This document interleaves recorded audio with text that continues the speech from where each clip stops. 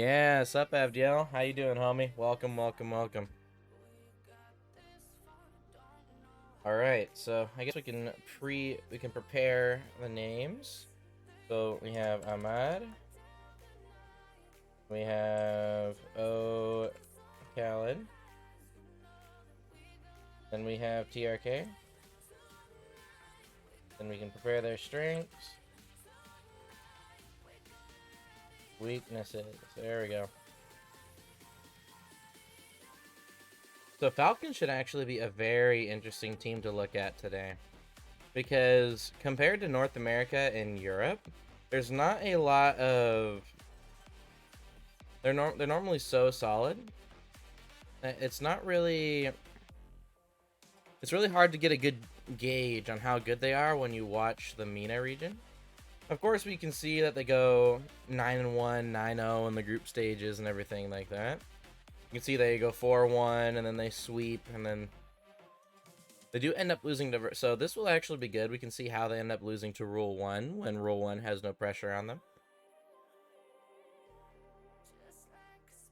But let's see, is there any actual good matches? Miracles and Outsiders, how far do they end up going? Outsiders knocked out first round.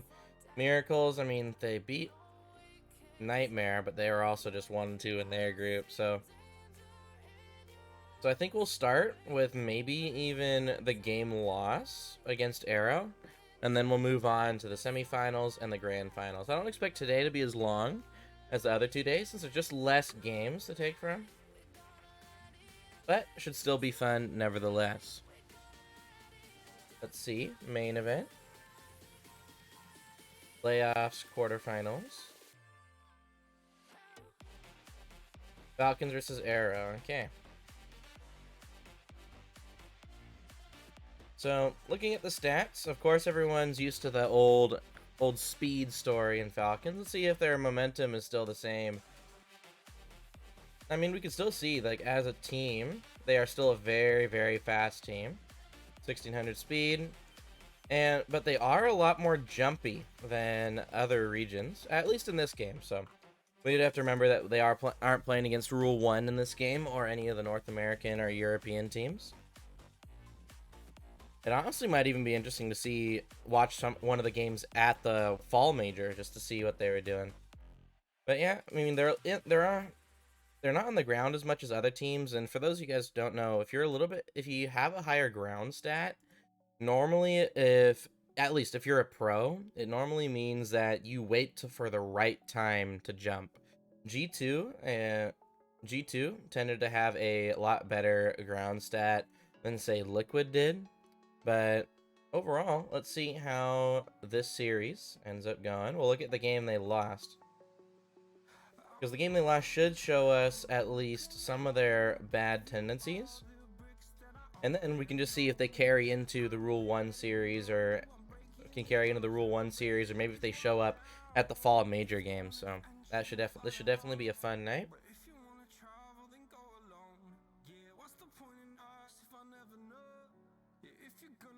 And then here's my... Oop.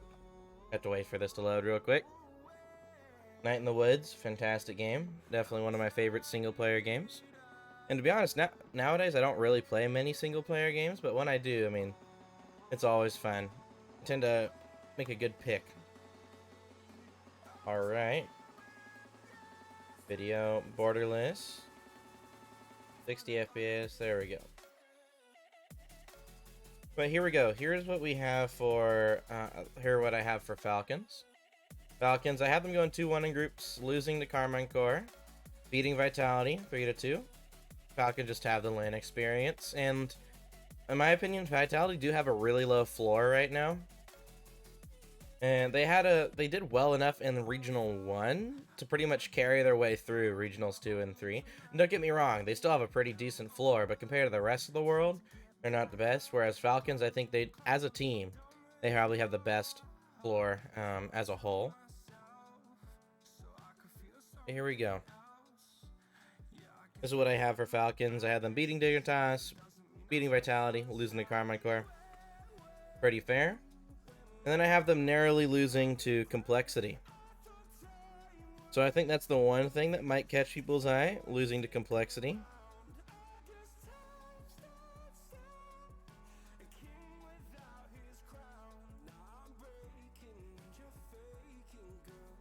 All right, so I think we're good to go. Let's see how this ends up going.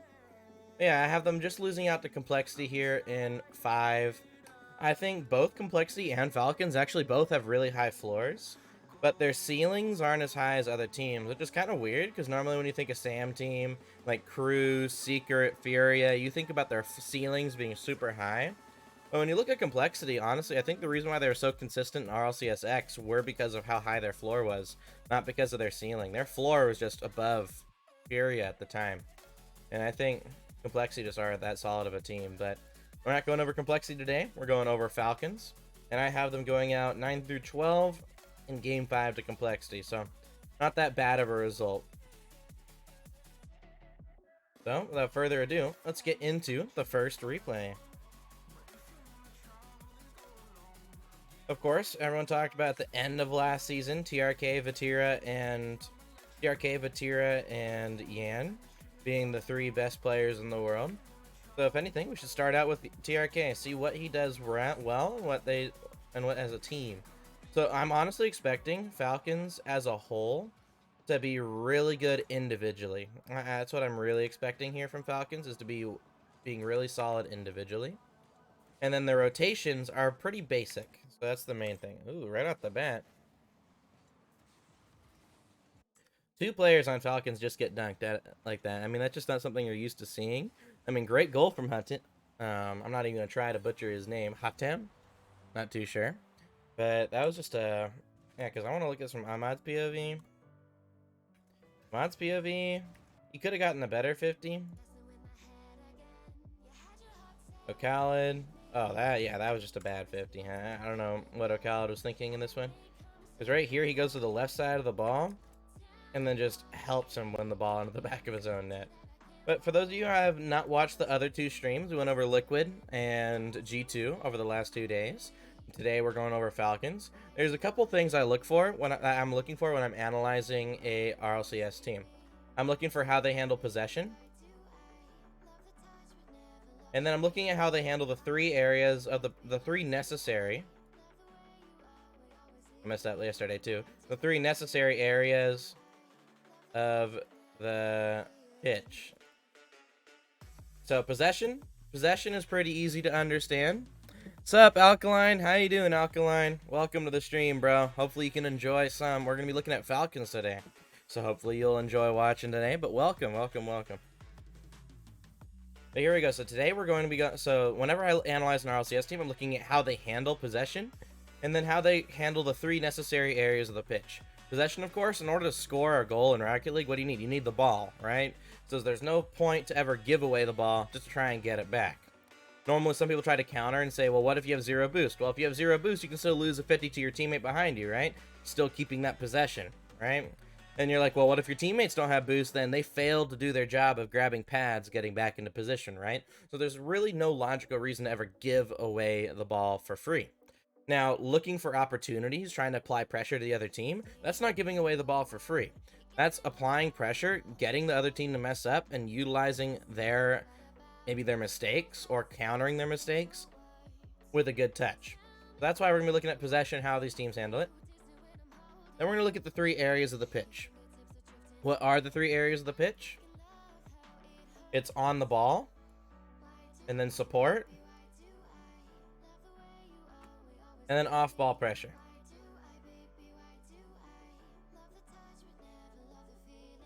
These are the 3 areas of the pitch that always need to be covered. Of course, on the ball is just the guy who's trying to get possession or keep possession. Support, he's supporting the first man. How does he support first man? Does he do it well?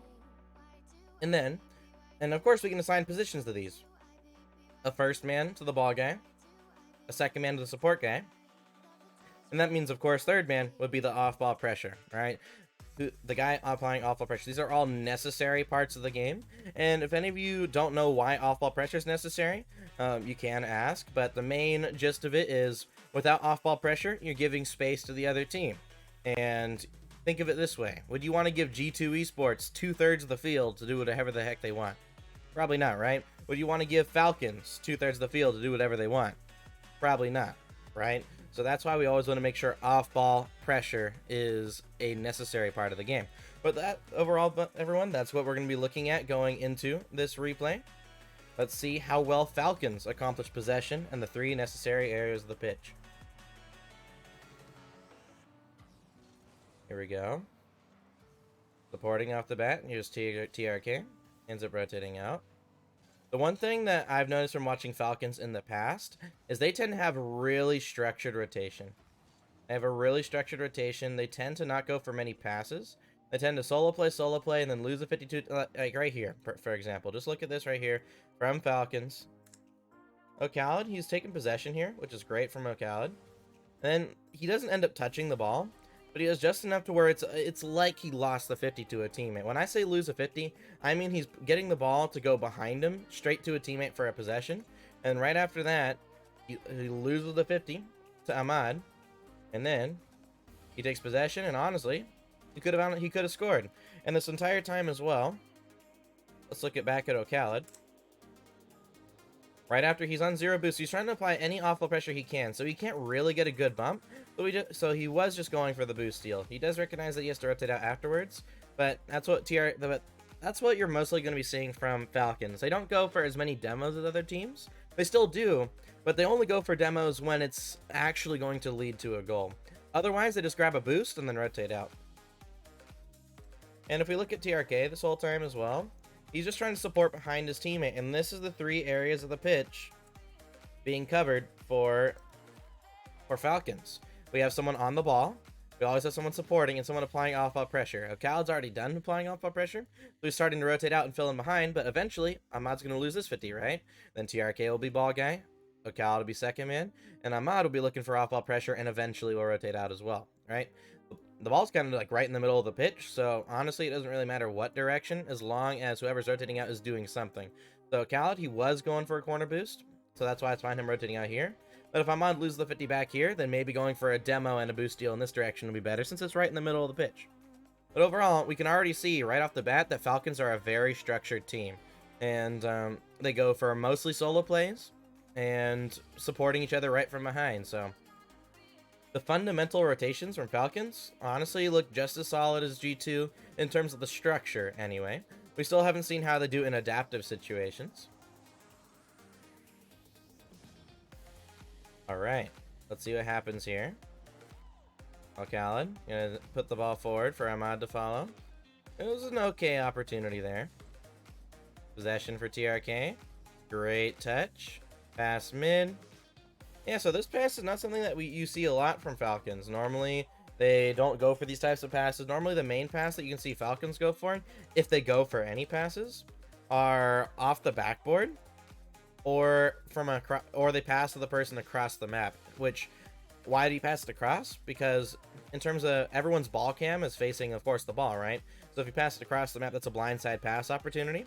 The other team might still know you're there, but of course they can't see you, so they have to be worried about you.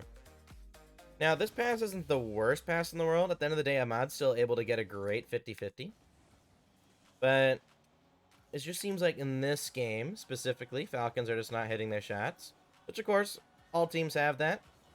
They all have games where they might not apply off-ball pressure, might not hit their shots. But here we go. Let's see. Ooh. Like a mechanical misplay for Falcons. But also, should he been able to read where the ball is going? Yeah, because of course he was avoiding the demo here, so he has to go to the backboard. But it seems like he just wasn't actively reading the play. He was more worried about the bump and then tried to react to it and messed up. So we'll keep an eye on that for Ahmad, because you normally think Ahmad's super fast. He's really good at reading the play. But maybe that could be one of his issues, is actually reading, not reacting to the play. We talked about it a little bit on stream yesterday about how important reading the play rather than reacting to it is. And what's reading the play? Well, Rocket League is a physics-based game, right? Meaning that if you, right now, we can see based on the angle of approach that Aboud's, again, I'm not trying to tarnish names. Of course, I don't watch much Mina. But as he's flying through the air, you can see what angle of approach he has on the ball. You can see the angle of approach he has on the ball. You can see how fast he's going. And then as the defender, you can actually calculate based on the angle of the car and the momentum where that ball is going to end up going. And the more experience you have, of course, the easier this is. And by what it looks like, I think TRK perfectly reads that. Yeah, look at this. Look at this from TRK. He's on 50 boost. He sees Abood going. And then right here, he knows exactly what's happening here. Even if Abood flipped into that ball, TRK already had a perfect read on it. So that's how speedy TRK is. And that's honestly one of his biggest strengths. Look at O'Callaghan now for a second. Here, he's playing the ball. But of course, he's also forcing high. Which, as we talked about yesterday, forcing high is a very important idea when you're playing high-level Rocket League. And forcing high when it becomes threatening as well. Now, you'll notice that some EU teams, and even some one-off teams like KCP, are actually really good at forcing high, even if they jump really early. And part of the reason how they're able to do that is by feathering their boost and just floating in the air behind the ball. But of course, that does waste extra boost. So it's still not the most optimal, but they're still good enough at forcing the play where it's still solid. Let me go back to Ahmad here. Ooh, okay. So this is the second time we've kind of seen Ahmad not really know what's going on. Now, what I mean by that is, of course, it is kind of a weirder situation here. Because we have two players coming back, right? We have Ahmad rotating into the back post part of the net, and O'Callaghan watching mid. So, if we let this play run from this angle, we can see they do fill in behind each other very quickly. But I think Ahmad really thought that was his ball to go for. And that's why it's really important for teams to have a really good understanding of rotations without comms. So in this situation, Ahmad is rotating back second here. And then O'Callaghan's watching mid. He should be going for a demo on a boot and watching the middle, right? But there still has to be an idea of who goes next. So TRK, of course, is going to follow the ball into the corner. And he's going to be the ball guy, right? So that means I would much prefer Ahmad know that he's going to fill in support here. And O'Callaghan would keep watching mid as an off-ball pressure guy, right? That way we have all three areas of the pitch being covered. But instead, it looks like we have, we don't know whose issue it is. But we see Ahmad and O'Callaghan rushing back into this. Ahmad cuts in front of O'Callaghan, which, as you see, it slows down Ahmad. And this is something similar to Atomic yesterday. Atomic, he didn't have like any individual issues except for one, and it was cutting into the play unnecessarily. So what we're gonna have to do as we watch the rest of these replays, we have to see, should Ahmad just make sure he's not rushing into the play and make sure he's covering the spot, or is it O'Callaghan cutting into the play too often? So I think it'll be a lot easier to see if O'Callaghan cuts from Ahmad's POV. So we'll keep watching Ahmad. Now, luckily, Falcons are so good individually that they still are able to get a great pass and a great shot on target. But at the end of the day, individual skill only takes you so far.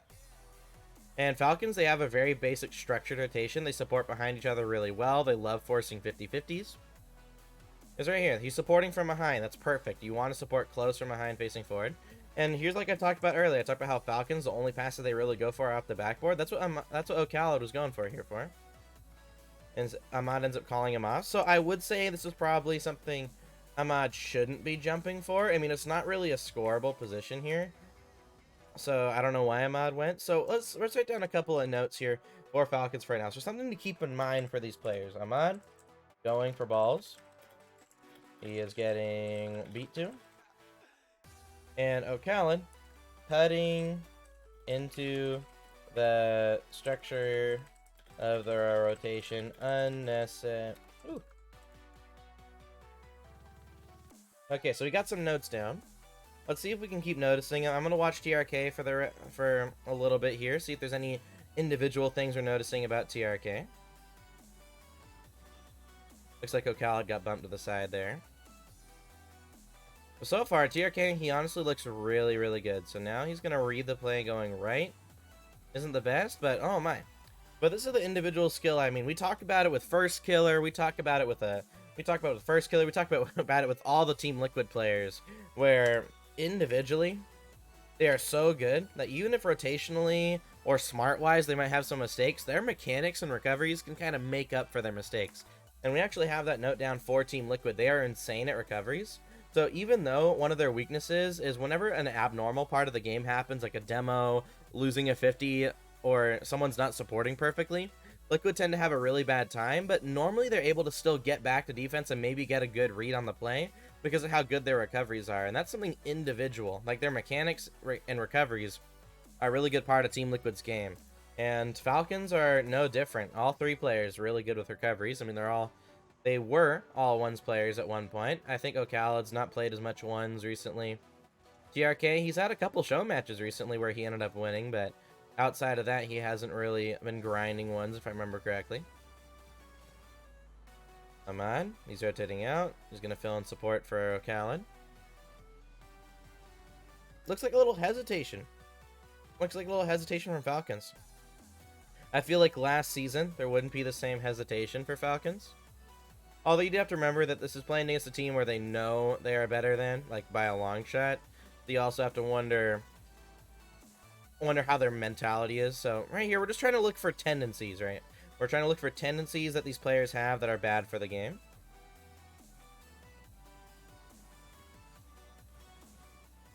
Here we go. Great patience. Gonna go for a bump as well. So we do see off-ball pressure. So Falcons, they do have all three necessary parts of the game covered. Ooh, that's another Ahmad throwing himself at the ball. I think we're starting to reacting to the play rather than reading it.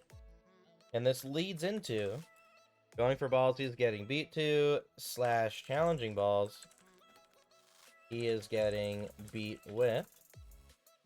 Or, I should say, throwing himself at the ball.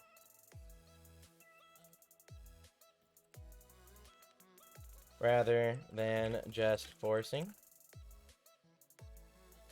When clearly getting beat. There we go.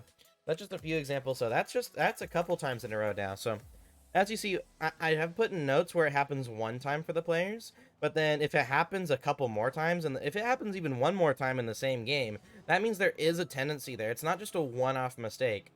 And both of those instances were, and even right here, Ahmad, he reacted to O'Khaled getting a hit instead of actually reading that ball was never going to come to him. So, individually, we're actually noticing something here from Ahmad, but luckily for him, he's not the only team in the world. We actually wrote down the same thing for a Tau on Team Liquid. Instead of reading the play, he's reacting to it, which allows other players who are reading the play to get to the ball first, of course, right? Which is another thing that we can put down for Ahmad.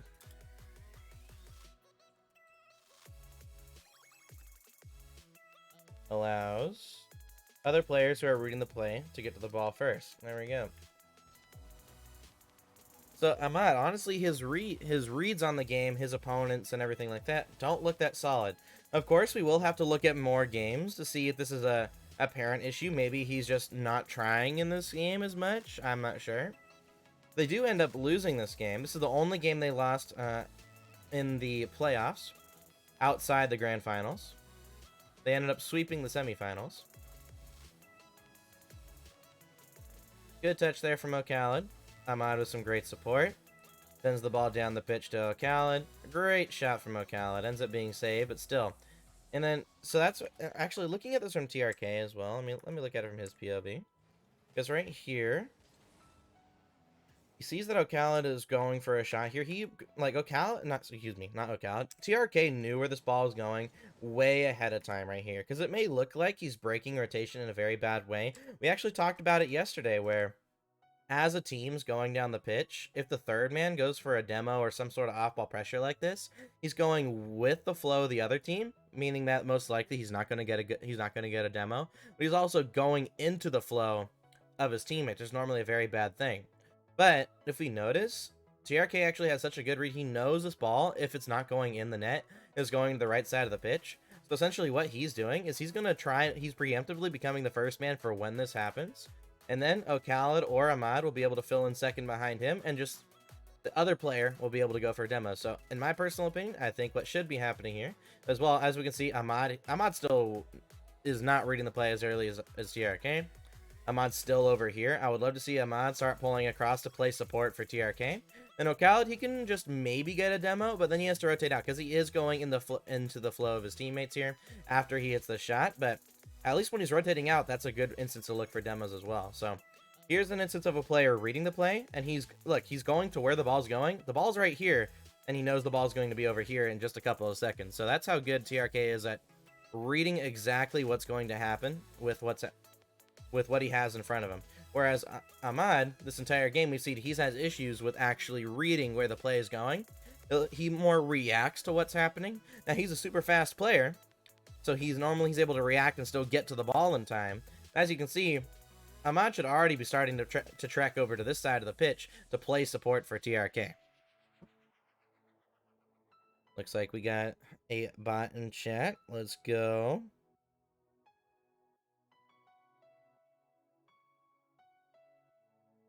Okay, that's solved. There we go. But there we go. So now we have, so that's what should be happening here. So here we're seeing, just even on the same team, the difference in individual skill. Like, some people want, like, I remember, I think T-Bait said Ahmad is the best player on the team at some point. And honestly, no one's ever said Ocalad's the best player on the team. But I think it's, people talk about his mechanics. He has solid mechanics, but it's more his positioning that allows him to be speedy. Whereas TRK, he has both. He has the mechanics, and he has the ability to read the play and position himself early. And that's the difference we're seeing right here. We're seeing TRK, he knows this ball is going to end up on this side of the field, so he's going to fill in first here. And then if Falcons have a solid rotation, so Ocalad most likely fill in, looking for off-ball pressure and rotating out, and Ahmad should cut across and fill in second. Although, it's still perfectly fine if TRK goes, Ocalad fills in second, and Ahmad fills in behind them. It's still perfectly fine. But of course, we will have a moment in time where there is not off-ball pressure. But TRK is about to become that guy anyway if he loses the 50 or passes at mid, right? So it's not the end of the world. And if we let this play happen, that's exactly what happens. It goes to the right. So there we go. So we can actually see this is exactly what happened. Ocalad, he applied some off-ball pressure by stealing a boost. He's now rotating out. Ahmad's going to fill in second. TRK is filling in. There we go. 3 areas of the pitch covered. Off-ball pressure, support, and ball guy. All 3 areas of the field covered. So that, I think, is a strength. You're the bot, yeah. So that's a strength we can put for Falcons. The structure of their rotations, conceptually, is, I think I misspelled conceptually. Okay, this is gonna bug me. Hold up. Normally I'm good at spelling, but conceptual. Okay, concept. Okay, concept UALLY. Okay. Okay, I got it right. Okay, thank goodness. The structure of the rotations conceptually are very solid in terms of adapting to weird plays. Also solid. So right now, but the main thing in regards to weaknesses, they do not create many, they do not maximize options when on offense. Very one-dimensional. That's probably their main weaknesses that we're seeing with Falcons right now, is they're very one-dimensional on offense. It's lose the 50 and go. But at the same time, that also leads to their consistency.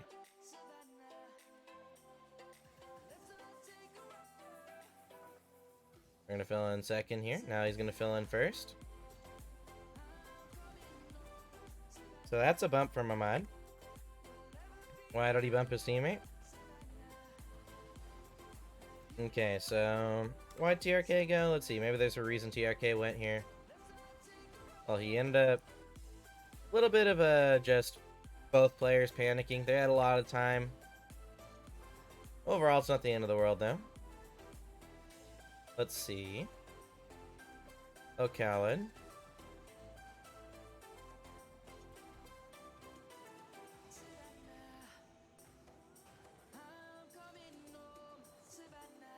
Alright.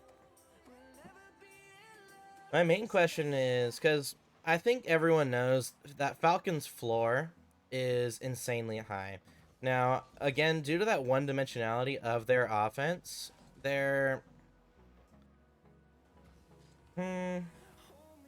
Due to the one-dimensionality of their offense, that explain, like, for me, I think Falcons are the only team that would never lose to a SAM, an OCE team, or like an NA or EU 5th seed, if that makes sense. Because all those teams, like, they just are super inconsistent. Their average is normally fairly inconsistent. Oh my, look at this right here from TRK here for a second. Possession past 1, he gets the reset. Now he actually arrowed too early, I feel. He could have still gotten a shot on target there, but it's all, at the end of the day, it's fine. And there we go, we see the one type of pass that Falcons do tend to go for. And you're probably wondering, like, why is this the one type of pass Falcons go for? Well, from right here, from Ocal's position, you can see everyone on the pitch. So going for a pass here is a very safe thing to do. Plus, if you think about it, Ahmad and TRK are playing for a clear anyway, right? They're playing for the ball coming out mid. Whereas the opponents, they'd have to play catch-up. If the ball goes up the backboard, they have to try and catch up to the ball, since the ball is going towards an opponent that's going towards it, right? So this is a very safe type of pass, and that's why it's one of the rare times you do see Falcons pass. Now, why wasn't Ahmad able to read this? He has a lot of boost. He's supporting O'Callaghan. Looks like he just side flipped. He could have gotten a possession there. It's not the end of the world, though. Ooh, I do not like that. Again, it seems like Ahmad, he just reacted to he's just watching the ball and reacted to where it was going to go. He doesn't really know what's happening. So I think we're starting to really cement the idea that one of Ahmad's issues is reacting to the play rather than reading it. And I think another way to word this, aka watches the ball, reacts to where it goes. So yeah, I say that we found Ahmad's issue. And just by how many times it's happened in this game, you do have to say, like, it's not like a one-off thing. He is constantly reacting to what's happening in front of him. It could mean he's lazy, but it could also just mean that, like we said about Atao, I don't think Atao is a lazy player, but he does seem to react to the play rather than actually reading it. And those who are new coming into the stream, what reading versus reacting the play is, think about reacting the play as, if something happens, if someone hits the ball, what's the question you ask? You ask, where's the ball going, right? And then you answer it. You ask the question and answer it after the ball's already been hit, right? I mean, that's just reacting but explained in questions, right? Well, if you're reading the play, you're asking yourself, where's the ball going, and answering that question before the ball is hit. That's reading the play. And you're like, well, how do you do that? I mean, we can't just read people's minds. No, but you can look at the positioning of the car that's about to hit the ball and the angle that they're about to hit that ball at. So for example, here with Legend, it looks like Legend just fake challenges here. Right here with Legend, we can see, looking at TRK's angle of the car, and we can see where the ball's bouncing, that we can easily tell that TRK, he's not going to bang the ball, he's not going to get any momentum, but even if he does, we can see that he'll just start holding down boost and going for the flip, and we'd be able to get it. But right here, we can see TRK is just going for the catch this entire time. And this is something that Legend could have been able to read, but he ends up not being able to do so. Looks like the music stopped. Back on. So that does become an issue in regards to some players, where they end up just, they don't know how to read the play, or they don't think it's that important. And that's what we're seeing from Ahmad this entire game in regards to reading the play. He doesn't know where the ball's going. He reacts, and then he knows where the ball's going. All right, let's see what happens here.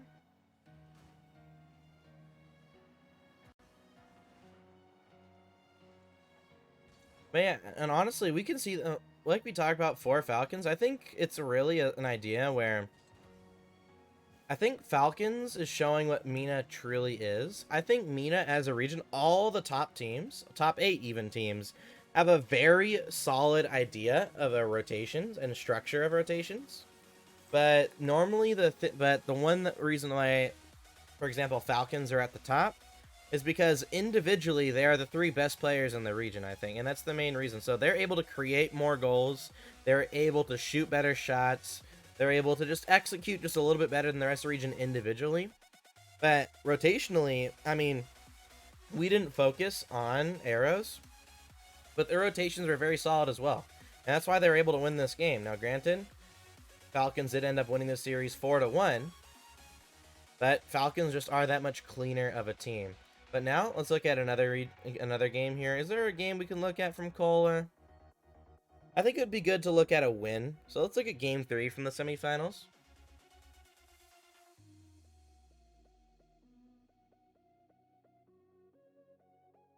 Now, yeah, I know you wanted to watch Falcons. Is there a reason why you really wanted to watch Falcons going in today or as early as possible?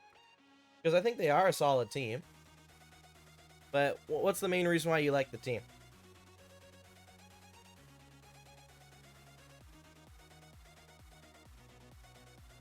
Alright, I do want to see the boost again. Average boost on Falcons always going to be relatively high. TRK actually lower than normal in this game.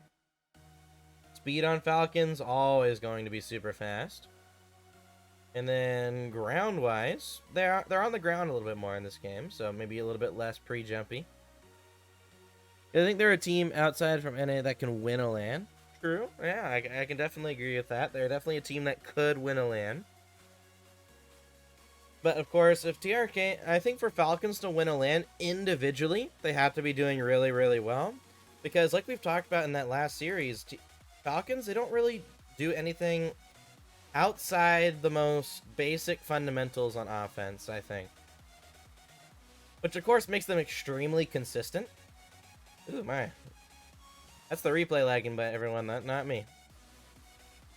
So, Cal, the one thing we noticed from him earlier is he kind of cuts into rotations a little bit too early, even if a teammate is there. So that's what I'm going to be looking for in this game. Although, I am noticing O'Callaghan kind of gives away the ball a little bit too much. Gives away the ball instead of keeping possession on occasion. Now, this is weird because O'Callaghan in 2s and 1s does not give away the ball. He always tries to keep possession. So I'm wondering if it's a nerves thing in 3v3. Because O'Callaghan in the past on LAN has not looked as good as his 2 counterparts. Now, they were able to make a grand final, and O'Callaghan looked okay. But it definitely seems like nerves affect O'Callaghan the most. Especially when they were getting reverse swept by Furia in the Mino LAN and Gamers 8. Ooh, O'Callaghan's rushing back, cutting into the play here. Ends up working out for them. Oh, never mind. Doesn't work out for them. They're about to get scored on. Yep. So this is an issue with O'Callaghan. This is something normally that we don't see from Falcons. We normally see a very structured rotation. Because right here, what we're going to end up noticing from Falcons is we're going to see TRK or Ahmad. So Ahmad, he can take possession himself, and then TRK can fill in support for Ahmad as he takes possession.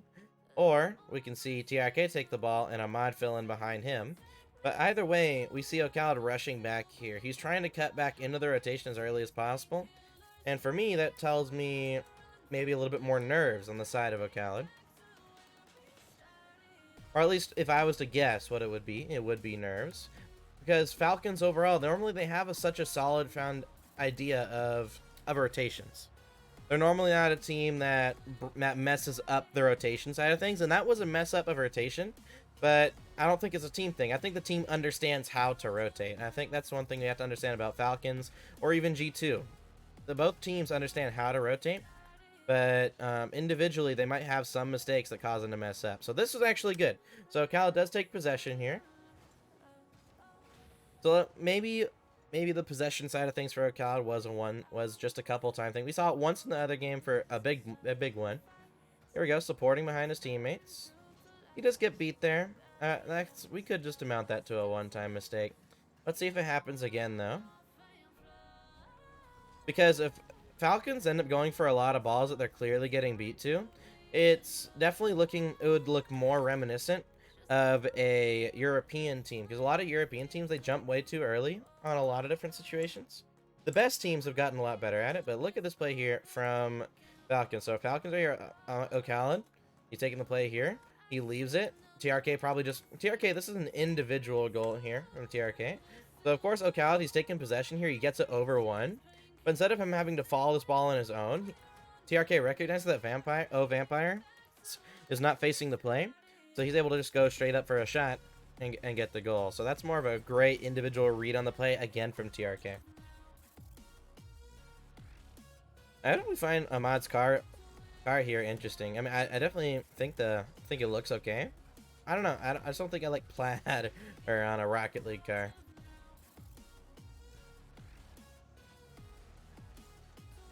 All right, he's gonna go all the way upfield here for the big boost. Again, goes for a redirect. It's not the end of the world him going for that one. I think that one was okay. Okay, let's see what he does here.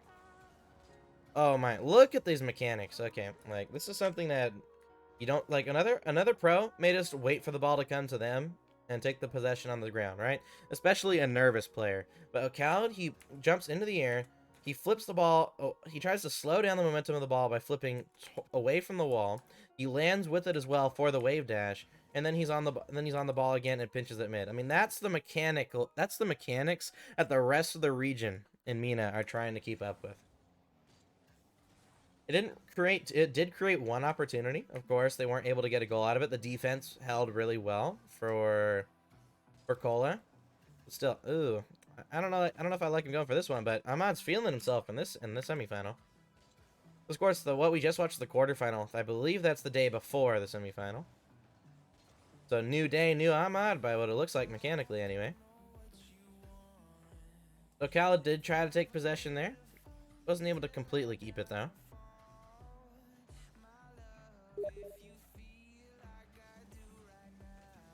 Here we go.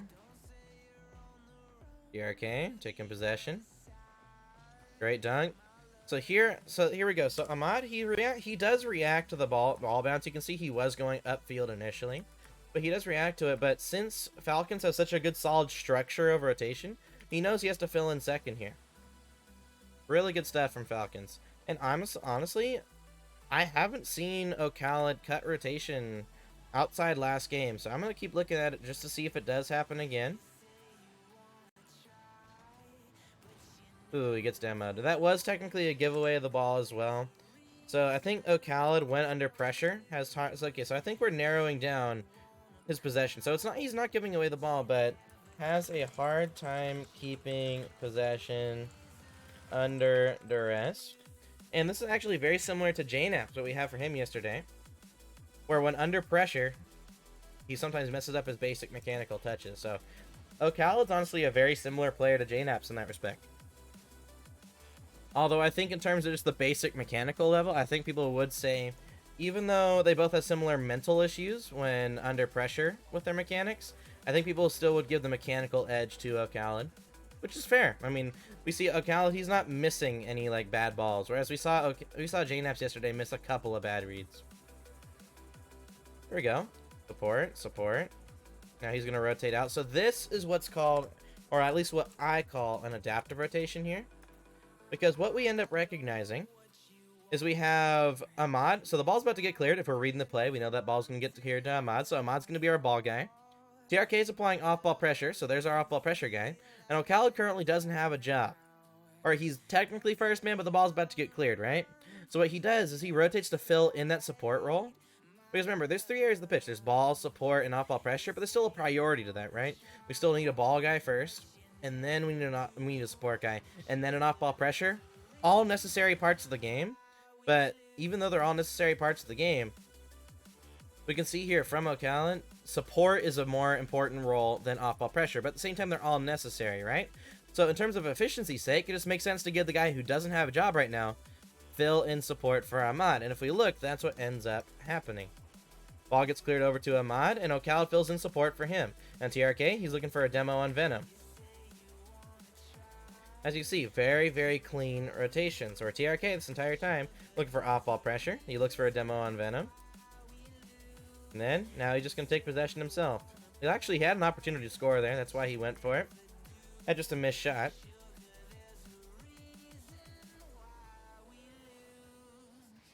Great demo from Ahmad. Yeah, I think the fundamentals of rotation are the biggest strength here. So the structure, in terms of adapting to weird playstyles, also solid. All around.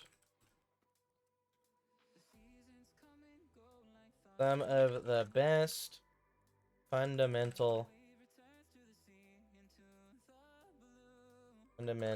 rotations.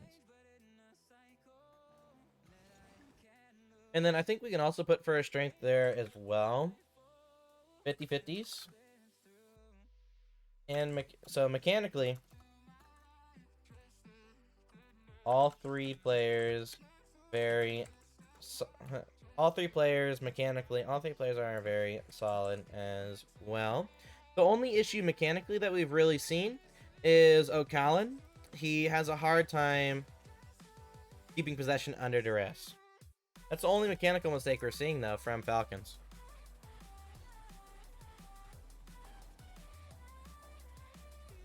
Here we go. IX to O'Callaghan. O'Callaghan, again, misread there from Ahmad.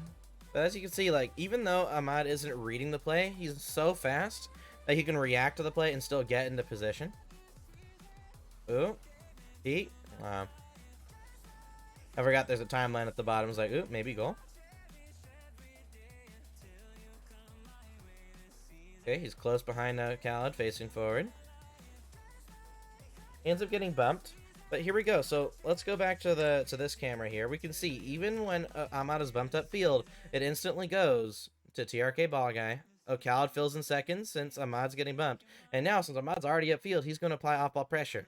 Now, the way Falcons are really good at, they're normally good at stealing boost, going for maybe one demo, and then rotating out for the most part. Sometimes Falcons do go for maybe a redirect, a pass up to a guy on the backboard, or for a redirect. But even then, that's a very safe idea, right? I think that's one thing we're noticing about Falcons is rotationally, they are a very safe and structured team. Which is why the only passes they really go for are the safest ones, where they're off the backboard or they pass it in front of them. Very, very safe passes. Ahmad misreads the play there, although maybe it was... Okay, no, so, okay, it was TRK who ended up going here. What TRK? Let's see. Oh, we're actually looking at Ahmad. Excuse me, going back. He is rushing down the front post. He goes for... Okay, so he goes for a demo, and that's how he ends up. So, Ahmad, he did good. He did go for a demo, which is fine. But afterwards, he has to make sure he cuts out mid and watches that midfield. Because right here, we have TRK covering support for O'Callaghan and watching the mid. And that's what makes Ahmad double commit here. So, if Ahmad ended up going mid initially, like he should have been covering, then maybe we wouldn't have had that issue. So, that is still a smaller mistake. But honestly, I expect that just to be a one-time issue. And he's still able to get the goal anyway, so there we go. Okay, so everyone in chat, those who are here, here's where I'll let you guys choose. What games do we want to go over from Rule 1 versus Falcons? Of course, I'll go over the last game. That'll be the last one we go over. But is there any other game that you guys want me to go over from Falcons versus Rule 1?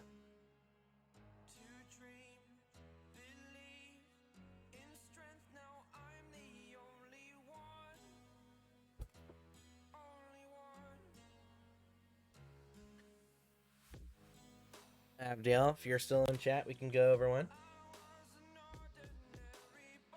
And I don't know how much going over a fall major replay would help out Falcons. I think we'd still see the same mistakes anyway. But at least we're starting to notice, like, what are the main issues? And honestly, I think right here, TRK not having any bad notes is really illustrating why he's still a really good player.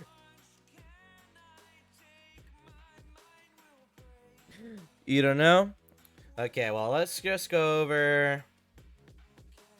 Let's go over the one game Falcons won, and then we'll go over the last game. Here we go.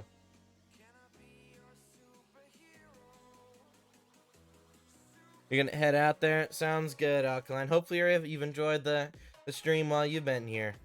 Thank you for showing up, bro. Falcons versus Rule 1. Ahmad, a lot more on the ground this game. I think he might be a lot more confident. You can see Rawas, a lot more on the ground. TRK as well. So they've definitely, both these teams have solidified. In terms of speed, oh, this is the biggest difference going from the last two series to this series. O'Callaghan and TRK still as fast as they were in other series. But this is a big drop-off. Like, just to go back to the other replays.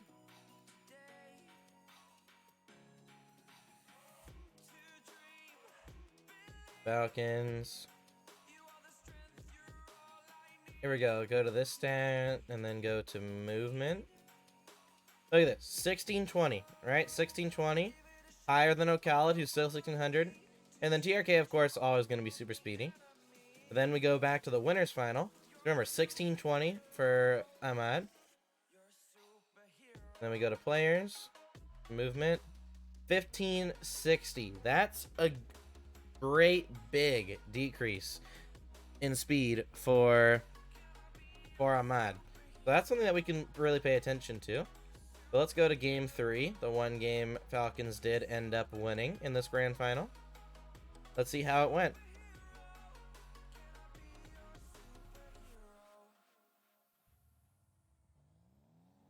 And of course, I'm going to start on TRK actually, because I'm sure that we'll end up switching to Ahmad's POV at some point, especially if a goal is scored. Great possession from TRK. He's on 0 boost. Let's see what he does. He grabs pads. He recognizes the ball's going to the back corner. There we go. He grabs boost and he gets possession. Great recovery. I mean, TRK is still a world-class player, and I think that's something that not a lot of the other people in the RLCS are really noticing. TRK, still an insane player. Now, in terms of his team, maybe as a team, they aren't able to create as many opportunities because of their play style, but they're still a very solid team. And TRK, continuing to look like one of the better players, if not the best player in the world. Because if we look at a team like Karmancore, and I can't wait for us to go over Karmancore, we're still going to notice very solid gameplay. We're going to notice that if we look at a player like Vatira, we'll probably notice, like, people call him the best player in the world, but if we look at a player like TRK versus a player like Vatira, honestly, I honestly think they won't look that different in terms of what they're doing. Maybe they move their stick a little bit in a couple different ways, but I'm expecting a lot more solid gameplay now. I did just see this from Ocalad. Okay, so this I don't like from Ocalad. So this is another instance of Ocalad cutting into rotation when a teammate should already be there. He does end up getting the ball, but this ends up being a useless touch. And that's something where you're like, well, Ocalad still got to the ball. It's a useless touch, all right? So looking at this here from Ocalad, he ends up getting a demo, and he ends up being able to salvage his position. But this is what we talked about before, where if we go into the air here, because of course in this situation, we had TRK going for the ball, we had Ahmad supporting, and then we had Ocalad who should have been filling in behind Ahmad. Instead, he cuts down the pitch like this, and what this leads to is he's going into the flow of his teammates' rotations and with the flow of his opponents. And this just makes it easy for the opponents to dodge, as well as he's getting in the way of his teammates. And now luckily it works out for him to where he doesn't bump into a teammate, but TRK, he flicks it across and Ocalad just flies for this, and then he ends up just facing his own net with the ball in front of him. And essentially what that creates is a 4-on-2 against his teammates. Because what's going to happen here? TRK and Ahmad going to fill in behind here. Ocalad's in front of the ball. Like, just in terms of a numbers game, there's more players pushing the ball this direction. So now, I wouldn't be surprised if the ball ends up popping out in that direction. Yep, that's exactly what happens. The ball goes in that direction. Now, as you can see, Ocalad still managed to get the demo, but the ball was going towards that side of the pitch, whether Falcons liked it or not. Now, luckily, Ocalad got the demo to fix it, but I think we have now cemented Ocalad cutting into the structure of rotation unnecessarily, and this leads to teammates being forced to slow down.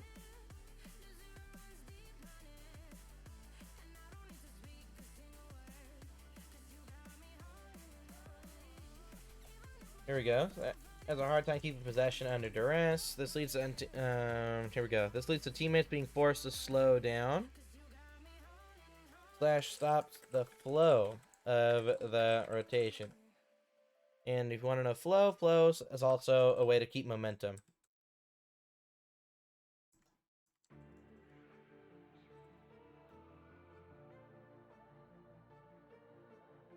There we go. So I think we've solidified Ocalad's issues. I think we've solidified Ahmad's issues. And honestly, I haven't noticed any actual big issues from TRK. I honestly haven't noticed any.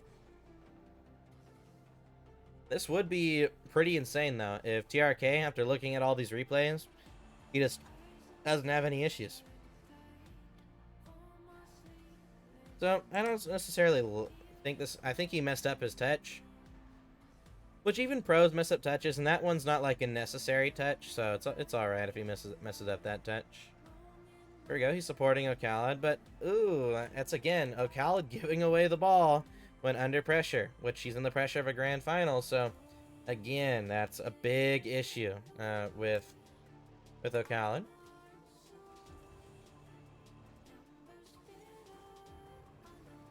So honestly, I didn't expect this. Everyone talks about Falcons being some of the most mechanical players in the world, and they talk about the individualism of Falcons being insane.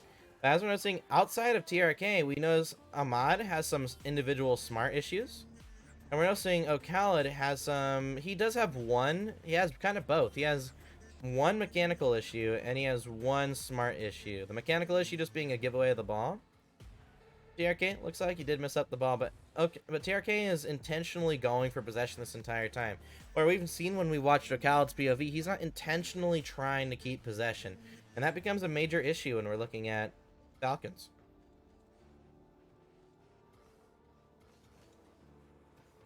TRK up for this one, passes the ball mid. Matt ends up getting beat, but that's fine. TRK going for the bump, keeping his momentum. He's going to fill in first here, so that was a good. So I'm sure you guys might be wondering, why am I okay with TRK cutting here, but O'Callaghan not in other situations? So there's one big reason. Right here, we have a support guy, and we have somebody who's going to fill in behind the support guy. Okay, essentially, if he was rotating back, he would have been the off-ball pressure guy, right? Which means that what do we don't have right now? We don't have a ball guy. So since we don't have an actual ball guy right now, no one's near the play, TRK cutting here is fine because he's just going to fill in the ball here. Ahmad's going to keep his momentum and fill in second, and O'Callaghan can fill in behind Ahmad, right? There's no issues here. Now, when we've talked about O'Callaghan cutting earlier, it would be a situation where, imagine TRK was here, Ahmad was supporting here, and O'Callaghan, instead of letting Ahmad support, cut into here, even though Ahmad's already covering that position. That's what O'Callaghan's been doing. A teammate's already been in position, and he still goes in there. Whereas, in this situation, no one is in position for the ball guy here.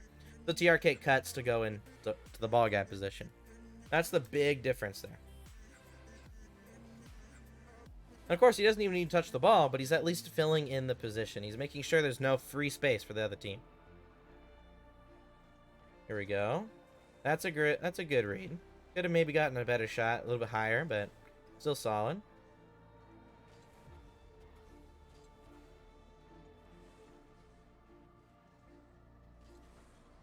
For that one, actually, I just realized still a 0-0 game. Puts it off the backboard, trying to set up a teammate. Again, a very safe setup as long as the players are reading the play. As we can see, Falcons are not creating many opportunities. In all the games we've looked at, they don't create a lot of opportunities. So that's another part we can put to our weakness. They don't maximize off and very one-dimensional.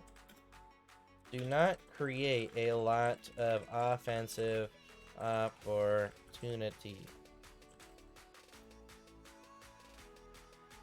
Outside the... You don't create very a lot of offensive opportunities as a team. Individually, mechanically, they're all very solid. And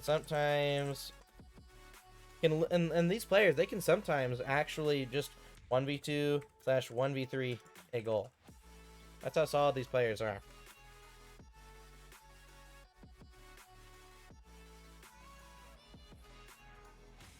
So their team doesn't create many opportunities, but individually they create a lot of opportunities.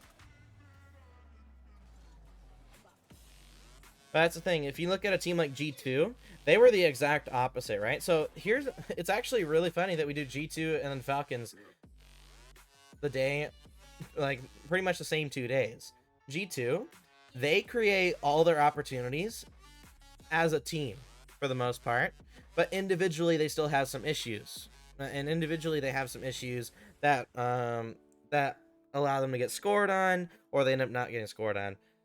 Whereas Falcons, they're also really solid rotationally, just like G2 are solid rotationally, but Falcons issues are as a team creating opportunities. Individually, they create opportunities, but as a team, they don't. Whereas G2, as a team, they create opportunities, but individually, they don't. But they're both known for having two very solid rotations. And then they both have two players that have a lot of issues. For example, Chicago and JNAPS, a lot of issues. Khaled and Ahmad, not as many issues, but still a decent amount of individual issues. And they got one player who doesn't have a lot of any issues at all for the most part. Atomic does have one, but at the end of the day, it's still okay. It's honestly kind of weird how similar and dissimilar G2 and Falcons are. I think that's why it's so fun to watch G2 and Falcons, say, at the major. Like at the last major they played, at the other fall major they played. It's always fun watching Falcons and G2.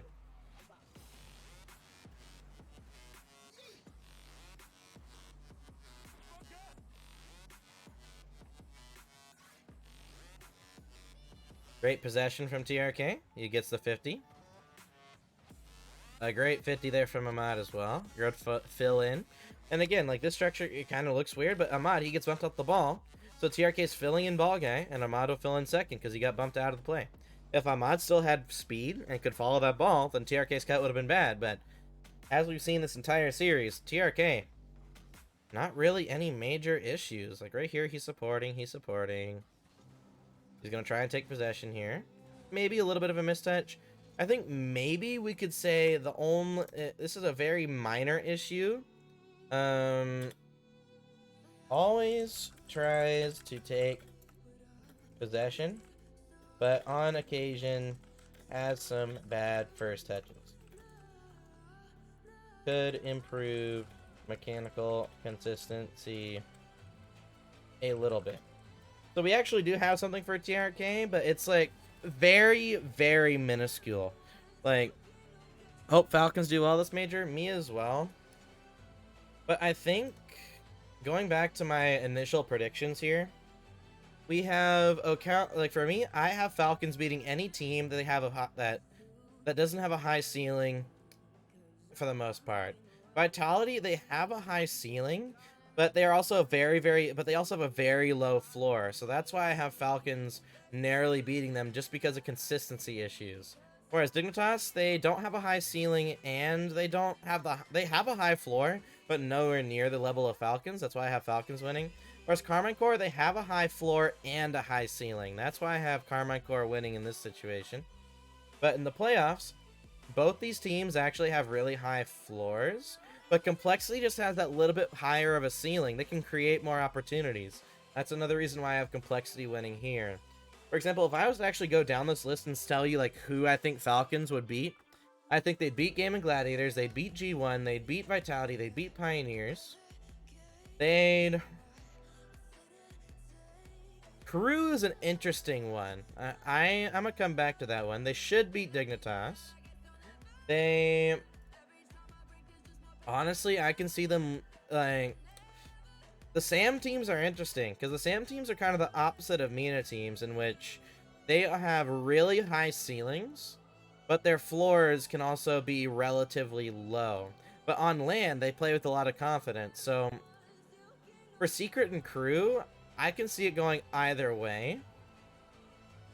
If it goes to Game 5, I think Falcons wins, but Secret and Crew could also just sweep or win in a 3-1 fashion. Complexity, I think they just have a slightly higher ceiling, and they have relatively similar floors, so Complexity should win. If Falcons played Team Liquid, Falcons just have cleaner rotations, and Liquid tend to panic a little bit. They're not very consistent, so Falcons should win that. Ground Zero versus Falcons would also be interesting. I'd say this could go either way as well. Ground Zero or Falcon. I think Falcons would narrowly just have... Falcons just are just that much more consistent mechanically. So I think Falcons would beat them. Of course, I think Carmine Corps would beat Falcons. Oxygen versus Falcons. Oxygen has a high floor with Rise. G2 versus Falcons. I think that would be even. Gen G versus Falcons. Gen G should win and FaZe should beat Falcons. So, as you can see, it depends on how the bracket goes. Like, I'm wondering, if I change just this, where would Falcons end up being?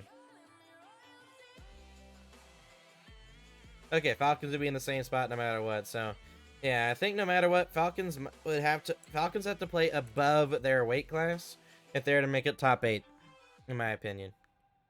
So they would have to have it because they would have to either not run into complexity. If they run into KCP in this group, I could see them making top 8, but it's definitely gonna be rough either way. Now, how'd this goal go in? I forget. Ahmad throws himself at the ball. Oh yeah, just a bad touch there from TRK. We have seen a couple of bad first touches from TRK. It's not very often we see it. There we go. I guess the individual mistake here from just sometimes the individual mistakes from TRK. I mean, it just shows how similar G2 and Falcons are. And no one makes that connection. Everyone says G2 has a European playstyle, or Gen G has a North American playstyle. But I'm being completely honest. Nah, Falcons and G2, they are very similar teams. In regards to, well, excuse me, they have very similar teams in regards to the structure of their rotation. Now, their playstyle is different. I think that, and that might be a confusing thing to hear. Like, how's the structure the same, but the playstyle different? Well, let me explain it using this board here. All the top teams in the world have a basic understanding of structure and how good they are at it. Teams like G2 and Falcons, they understand fundamentally you always need someone on the ball, and that's the highest priority job. And then you need someone supporting the person on the ball, which both teams understand really well. And both teams understand you need some sort of off-ball pressure, right? Falcons, what they tend to do is they go for a lot more boost steals than G2. Whereas G2 go for a little bit more bumps. Both teams go for demos and boost steals, for example. But maybe, notice playstyle-wise, G2 go for a little bit more bumps, and Falcons go for a little bit more just boost steals, for example. That's their playstyle idea. Whereas G2, they tend to focus a lot more on passes, like passing to the third man, passing it back, and then going for a demo. A give and go, you'll see G2 make a lot more of these types of passes as well, where this guy recognizes the midfield's open, pass, shot, and that could be a goal as well. Like, that's the one main difference between G2. G2 like to go for a lot more passes, whereas Falcons, they tend to go for a lot more solo plays and 50-50s. The only passes they'll make is either upfield, where this guy will either go for a redirect or go for a double tap, which is a very safe play. Or if they're on the backboard with the ball, they'll just pass it down. Another very safe passing play. So Falcons as a whole, they tend to be a lot more individual-minded. So playstyle-wise, they are very different. One's a lot more individually focused, and then G2 tend to be a lot more passing-focused. But in terms of the basic structure, they have the most solid rotations in the game. But solid stuff there from Falcons. I think we're going to just look at the final game. I know some people wanted to see Rule 1 as well. Well, so we're going to watch at least minimum 2 games here from Rule 1.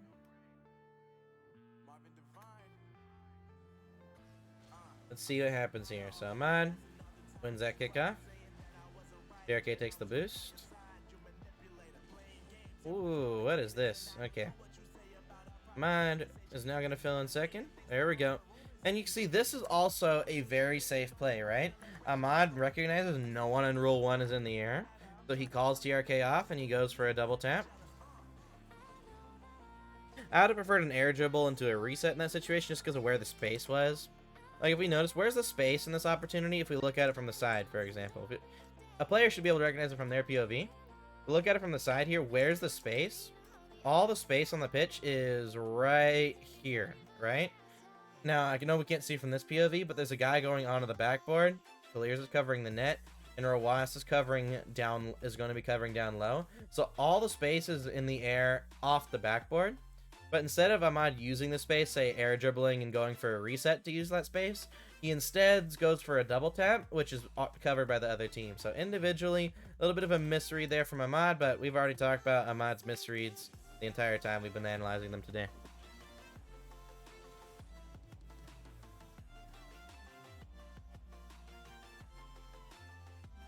Now, Abdiel, if you're still in chat, is there any games from the... Would you want to look at a game from the major, possibly? Honestly, now that we've drawn this connection between G2 and Falcons. I honestly kind of want to see G2 versus Falcons from the last major, because rotationally they are both very good teams. But for example, G2, they create a lot more opportunities. I think Falcons have the best fundamentals in rotation, and they have the fundamentals down. G2, they've had them down a long time ago, but G2's mistakes are more individual nowadays. G2 versus Falcons, yeah, so definitely after this game, we'll look at a game from G2 versus Falcons. I think that will be really fun to look at. It's because of how similar the teams are looking in terms of structure. Now, playstyle-wise, complete opposites.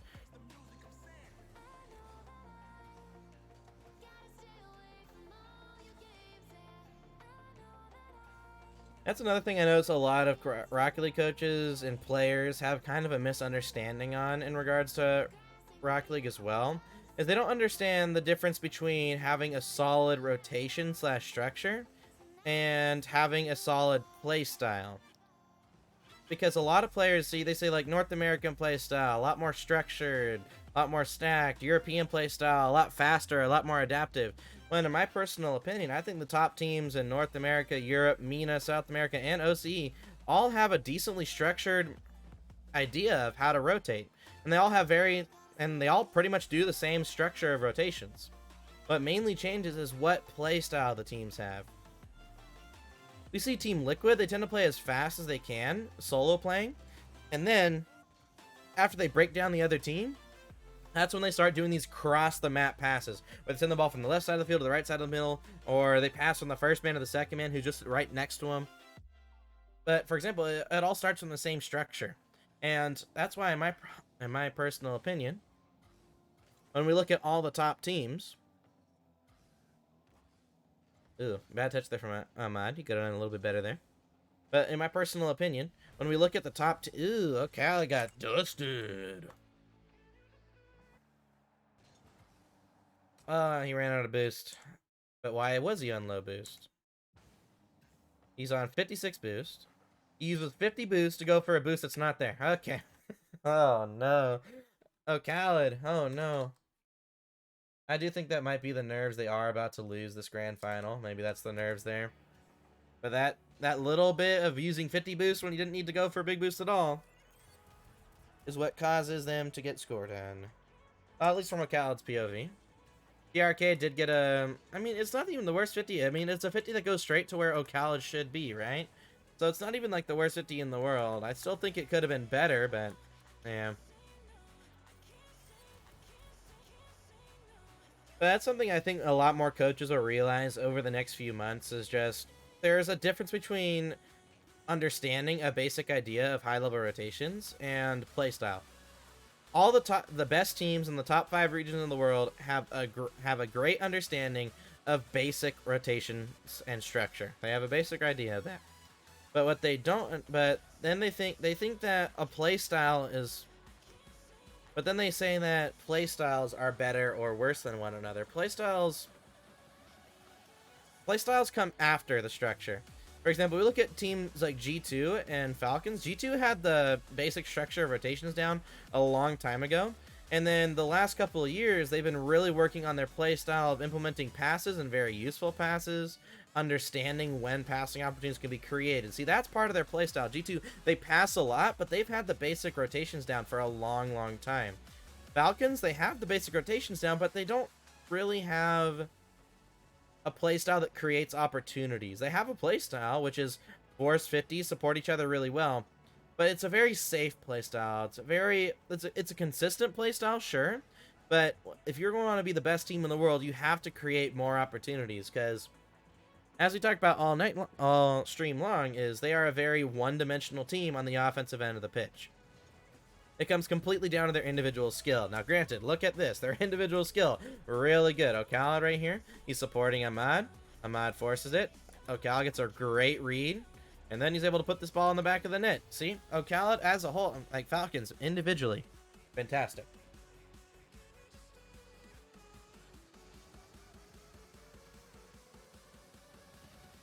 Here we go. Rawas. Ooh, bad read on Ocala there. Last 50. Ahmad ends up hitting the ball up high. Works out, though. TRK taking possession. Looks like he wanted to try and get the go for the double tap there, but a good read from Roas will stop that. See? One player that I wish Rule 1 made the major. I would love to analyze them. And honestly, I already said I was going to analyze Limitless after we're done with all the major teams from SSA. We could probably do a Rule 1 stream as well, I think, after we're done with these 16 teams. And I can't wait to see if there's any streams from the major teams that come out. Ooh, great read from TRK. TRK, he read this all the way, and see, this is the difference again. Ahmad, if TRK reacts to this play, he is getting beat every single time. But since he reads this play, so he reads the bump, he knows the cow's going for him, he reads where the ball's getting popped up, and he just gets there before Roas. Whereas if you look at Roas, it's like, this is something very, very, normally you think Roas very good at reading the play. He sees that Mas is getting bumped, but since he's not facing the play, he's not supporting his teammate, that's how he ends up getting beat. He still almost gets the ball. You're probably like, how does Roas fix this? Well, he has 30 boost here. He's in the air. So right here, so yeah, he doesn't recognize that Ocal's going for the bump here. So I would love to see from Roas, hey, your teammate has boost. Grab these 2 pads, turn to face the play, and this is never going to be a goal, right? Of course, there's 25 seconds left. There's always going to be nerves in that situation, but just goes to show how good TRK still is.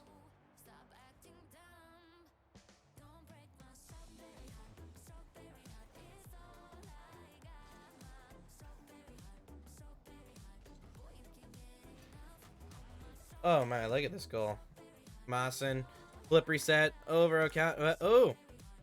We haven't talked about this a lot, but because normally Mina are still really good at forcing even by jumping early. We talked about this yesterday with G2. It is not threatening for Maassen right here. Like, look at it from a side POV right now. Look how much space there is between Maassen and the goal.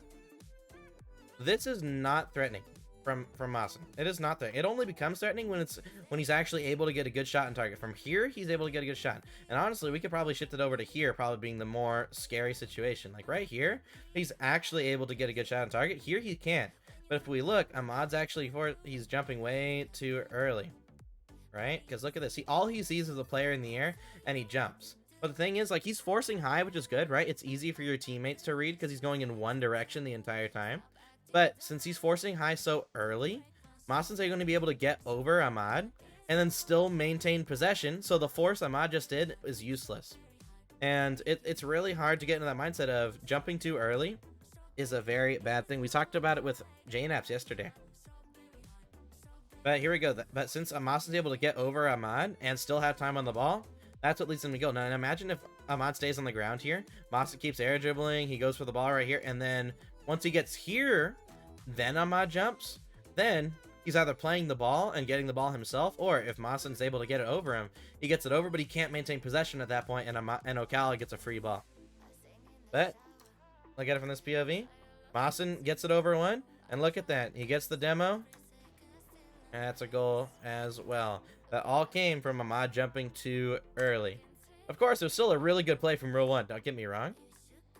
Like, TRK, like, look, if you notice, TRK actually does the job of Ahmad. So Ahmad jumps early. So now, look, TRK is forcing high. TRK is now forcing high, where a Khaled should have. Then he gets demoed, and then it works out that's, at the end of the day, them getting a goal here is just a really good play. But imagine if it was Ahmad staying on the ground here. Like, imagine Ahmad was just facing the play. Waiting, he waited. Then Maassen would have still been maintaining possession. Then Ahmad would have come from this position, which is way easier to try and at least make sure the ball isn't a free for the other team. Whereas TRK had to come from the side on an awkward angle to try and force high, right? But there we go, TRK trying to fill in for the mistakes of Ahmad. And then they end up getting scored on. Granted, that was just a one-time thing. Normally, Falcons are really good at forcing high at the proper moment, but I think the nerves got to him in that situation. Great demo. There we go. He's supporting. Ooh, we're noticing Ahmad jumping too early for the ball, which I think we put that over, reacting, going for balls. He's getting beat. Yep, pretty much same stuff. I think we have now figured out Falcons. That's why I always find it funny when coaches say that their teams, like, for example, they scrimmed Furia like 3 or 4 times. Like, they scrimmed Furia a decent amount of times before a major. And they're like, yeah, I mean, like, we weren't really able to fully figure them out. They're still a scary team. But now that they're in North America, they have figured out Furia. In my opinion, I don't think they figured out Furia, because honestly, we've watched, what, 4 replays from online events, and we can already find out the biggest issues for Falcons, right? And that's just from watching Mina replays. So honestly, I think it's one of the bigger lies some coaches say, at least on first touch, in regards to figuring out opponents. I don't think anyone's figured out any. I think there's some teams that have figured out other teams, but if you can't tell the mistakes that a team has after looking at just, look, we've done what? We looked at 1 replay from the quarterfinals, 1 from the semifinals, and 2 from the grand finals, and we have figured out all the biggest, most consistent issues on Team Falcons, which a good coach should be able to find a counter for. I won't say what the counter is, although I think it's pretty obvious, but still, big issues. Ahmad ends up trying to go at the field for Ocalid's touch, but Ocalid, he just gave away possession. Now let's see what TRK can do here. Can TRK save the team? Oh, there we go. He jumps. Oh, he just... Ooh, you got sat on, TRK. Oh, my. Delirious is just bigger. That's all it is. So, of course, TRK could have gotten a better 50 here. But if you look, TRK, he was a little pre-jumping. Granted, there are some nerves, but Ahmad, not the best of forces. As you see, he doesn't force high. He ends up just kind of just playing the car type of thing. If he had kept floating, he would have maybe been able to get the save, but all comes from jumping too early, right? Of course, Ahmad kind of had to, but if he was on the ground a little bit longer, he could have definitely had a way better force here, or honestly even gotten the ball himself. But I did say we would go over 1 major game, because I do want to see G2.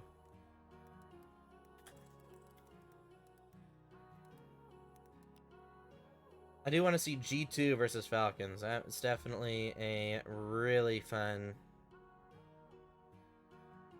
comparison that we've now made. Where'd they play? Round 4. Alright. Round 4 lowers, I believe, as well.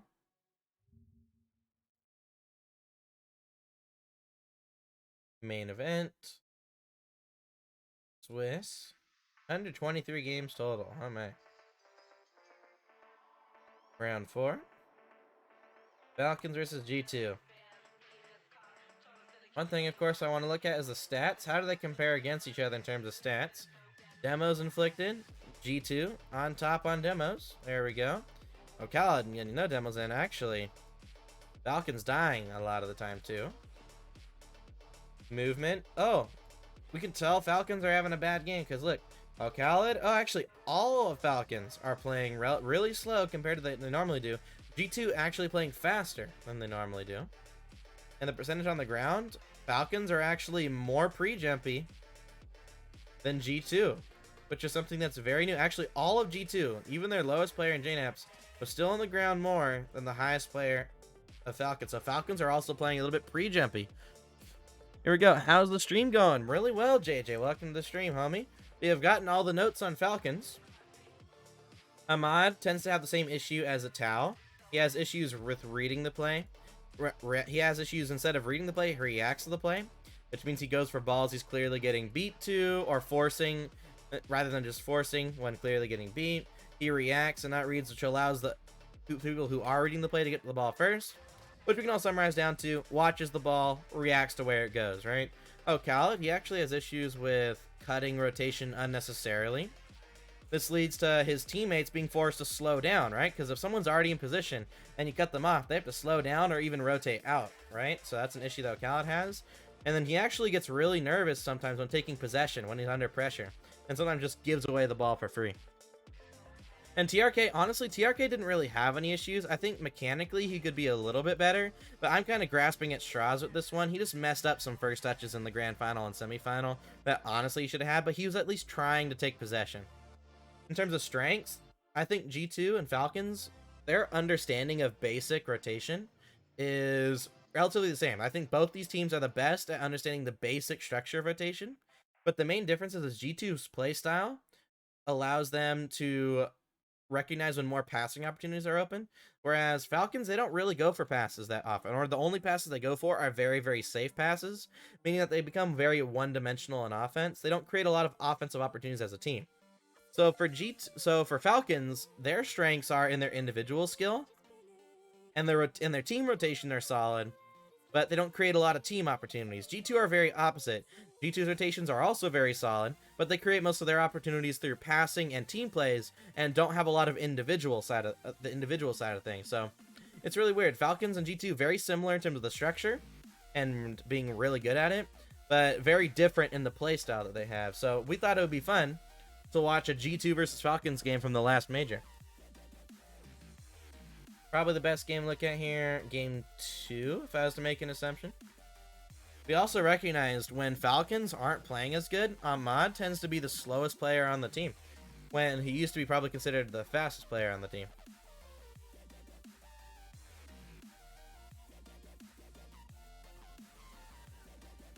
I'm also wondering if there's any issues being on LAN, that maybe TRK has some issues that show up, because online, TRK didn't have really any issues, so outside sometimes messes up a mechanical first touch. So if anything, that's the only mistake we should see going into a major, where mistakes kind of get worse. Because that was still a good read.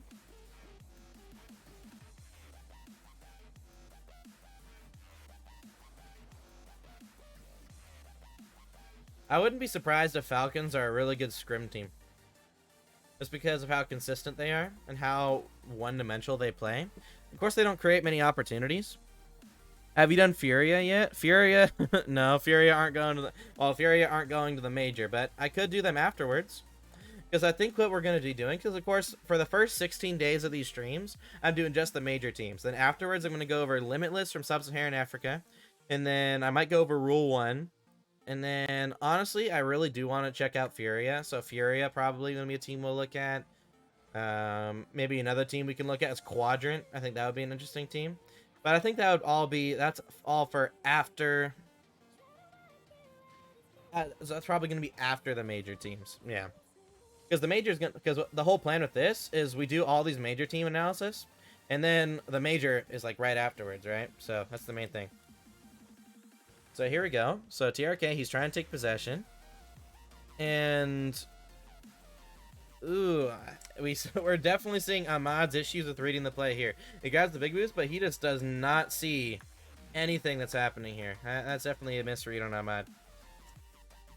But this is an issue that was happening online, and as we can see, it's relevant at the major. So a lot of people say, like, you can't translate online play to major play. I think you can. I think all the major does is makes the mistakes that they already have bigger, right?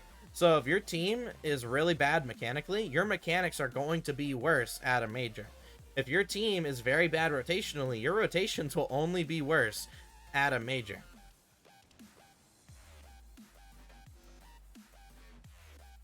What should Ahmad do there? It's not what he can do, it's what he shouldn't do. Because right here, because of course I'm not talking about, so right in TRK, he's going for a pass to Ocal that Falcons never go for. So honestly, I don't know why he's going for a pass like that. They never go for that type of pass. But looking at Ahmad, he turns to support Ocal here. But then right here, he should recognize that Atomic is passing it to JNaps. But right, as you notice, he reacts to Atomic's hit, but he has no idea that JNaps is there. Like, look, you can tell just by how his car is positioning, he has no idea that JNaps is there. He's just watching the ball on Atomic. He reacts to Atomic's hit, and then now he realizes, oh shoot, JNaps is here, tries to turn back, and it's a goal. So that's the big issue right here. So he doesn't like Ahmad's awareness and ability to read the play before it happens. Online, it was already not the best, but as you can see, like this is a rank B player playing against a pro level team in North America right here, where you just don't know what the pro teams are able to do. I mean, that's what Ahmad looks like in that situation. So he just never be there? No, him initially turning up the field like this is good. You want to make sure you're facing the play, but right here, this is obvious. Like, we can tell just based on how Atomic's position, he's passing this ball to JNAP, so we can tell how JNAP's position, that JNAP is going for this ball, right? We can tell that. And this is what Ahmad should recognize right here. And then, so right here, he's facing the play, which is fine. But after he recognizes that Atomic's passing to JNAPs, he should turn, fake challenge, and waste some time. Try to allow his teammates to come back. If O'Khaled's reading the play, he should be able to come back in and force for his teammate, as Ahmad tries to throw in some fake challenge and to waste time, right? But instead, he just goes for Atomic's hit, and then he gets beat. So the problem wasn't that he was facing the play in that situation. The problem was he doesn't recognize what was happening with the play in front of him. That's the issue. So he should be there, but then he should recognize that he's not getting that ball and should waste time for his teammates to come back. Now, going back to the goal, I did say that in the replays, Falcons don't go for types of passes like this. Like, this is something that you don't see from Falcons. This is a very slow play. Normally what you see from Falcons here is he'll take it towards the net, and then O'Khaled will follow up a 50 or something like that. Now, if we look at O'Khaled honestly didn't have the worst read on the play. Excuse me. Why am I keep missing him? There we go. Right here, he sees what TRK was trying to do. But then he has to fake challenge and go play support for Ahmad, but since Ahmad completely gets beat, it's just a free goal for G2. But hopefully that makes sense. Like, Ahmad was close behind facing the play, but he just didn't read what was actually happening, and that's how he gets beat. And I know it sounds like for me, I personally don't like the phrase reading the play, but there's not really a better way to phrase it. I guess you could say predicting the play, but the thing is, like, predicting makes it seem like there's a margin of error when you're predicting the play, but when you're reading the play, you just know what is happening. And that's what pro players should be practicing. They have to be able to know exactly what's going to happen when someone's going towards a ball. And they have to be able to know it before the ball's actually touched. And the best players in the game are able to do that amazingly. Whereas a player like Ahmad, his issue is he's really bad at reading the play.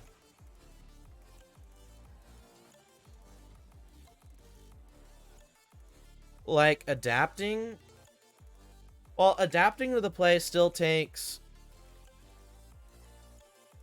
Some pros react, but the best pros don't. They actively read the play. So going back to the goal here, like, Ahmad, right here, he knows positionally he has to be facing the play. This is their structure. This is their rotation. Cosmic, if all pros reacted to the play, there would be a lot more bad goals if they were reacting to the play. I mean, this is something that I talk to you about a lot. Reading the play, not react to it. Some pros still react to the play. The one player we see on Falcons that reacts to the play is Ahmad, and it's actually what makes him slower than the rest of his teammates. Because right here, he's turning to face this play because rotationally he knows he has to be facing the play. That's what they end up recognizing. In twos, it looks like they react. Some pros still do react, and they tend to be the worst ones. Are you playing against First Killer 24/7? Are you playing against a Reddles 24/7? Right, actually, Reddles, I don't know how well he reads the play. Yeah, which is why you farm. Yeah, you know how important reading the play is. We have to recognize when we look at the pro level, pros like JNAPs or Garrett G, they've been doing trial and error from the very beginning of the game to the pro level currently right now. And that means a lot of what they do is subconscious. Subconsciously, they have gotten through so much trial and error that they subconsciously do the right thing a lot of the time. So pros that actively know, so most pros might not, some pros do react, and some pros do read the play. Read versus react. Some pros react, some pros read the play. The pros that read the play are almost always in the right position at the right time and make the right choices. The pros that react to the play are the ones that normally are out of position and they have to rely on recoveries to get back into the play. And that's probably what you probably noticed. Players like Evo on Dignitas, for example, he is insane at recoveries. So when we look at a player like Evo, he is also a very reactionary type player. He has a bit harder time reading the play, and that's why if we look at when we look at Dignitas, we'll probably see a lot more misrotations. Again, Ahmad is someone with insane recoveries, and we can see that he's relying on his ability to react to the play. But that's another reason why other teams that are reading the play, like G2, are able to capitalize on Ahmad's non-ability to read the play. But the best players in the world are able to read exactly what's happening, and that's what we're seeing right here from Ahmad. He's just knows he has to face forward, so he's facing forward. He reacts to Atomic's hit, but since he reacts to Atomic's hit, he's not reading that JNAPS is there, or that it's a pass to JNAPS. And then he tries to react to JNAPS' hit, and he's ended up getting beat. Like, this goal right here shows why players who are reactionary can get farmed. So Cosmic, if you end up playing twos against Ahmad when he's in North America, you could farm him. Of course, you have to be able to save his offensive shots, but there you go. So, going back to your point, you said adapting to the play. Well, it's not adapting to the play to know what's happening and to get into the right position. That's why I'd say adapting is probably not the best word for it. I guess you could say if you read the play ahead of time. For example, if you read that Atomic is passing to JNAPS and JNAPS is going to have a free possession, you could say reading the play would be adapting to what's going to happen before it happens. So I guess you could say that would be how you use the word adapting. But that's the only way I could see that word being all right. For me, it just makes a lot more sense to I see my opponent is hitting the ball somewhere, and then I go to the right position before it happens. So preemptively positioning off of knowing what's going to happen. How do you know what's going to happen? You read exactly what is happening in front of you. And how do you read? You look at the position of the car, you look at the momentum of the car, and you're able to calculate how fast that ball is going to go and where it's going to go. For example, one analogy that I use is when you look at pros, if they're in a 1v3, do they always get scored on in a 1v3? No, right? Now, how are they able to not get scored on in a 1v3? Because you think, normally when pros don't get scored on a 1v3, they can react, or maybe it's a bad shot, but it's a really good, but even on really good shots, pros are sometimes able to make the save. And it's all based off of reacting to where that ball is going to go. So if you're sitting in net, and you see that, so let's say the ball is just floating here, right? Let's say JNAPS is going. If JNAPS is approaching this side of the ball and he's holding down boost, you can tell that ball is going to go to the top right part of your net, right? That's something you can tell before he's just flying at that angle at a certain speed. You can tell where that ball is going to go, and you can position yourself facing that direction. And if he's going super fast to the point where you know he can't fake it, then you can even pre-jump it and make the save, and that's what some pros are able to do. S5 Cosmic in the chat, really good at those types of skills. He knows exactly where that ball's going every single time. And sometimes he does mess up. At the end of the day, humans aren't perfect, but that's why as you're training, you have to try and keep in your mind you're trying to be perfect, even if you know you can't be. And the teams that are able to maximize perfection, maximize opportunities, those are the teams that are going to win majors, and that's what Gen G did last split.